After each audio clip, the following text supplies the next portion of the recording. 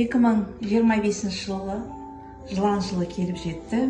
Жылан жылы өзінің әдемілігіменен, сұлулығыменен, өзінің қаһарыменен адамдардың өмірінде, тарихта көп із қалдырған. Оның бойында алтынның буы да бар дейді. Осы тарихта қалғандай, осы жылан жылы өте жақсы жағдайлар болған екен. Сол айтқандай, осы 2025 жылда жақсы жыл болсын. Әрқашанда жанұямызда береке бірлік болсын, ырыс несібеміз мол болсын, байлығымыз мол болсын. Алла тағала бізге ырыс несібесін мол бере берсін. Әлжан, арайлым, кішкентай Ашикон, жаңа жылымыз құтты болсын. Бүкіл қазақстандық бауырларымызды, ағайын тумаластарымызды жаңа жылмен құттықтаймыз. Жыл құтты болсын.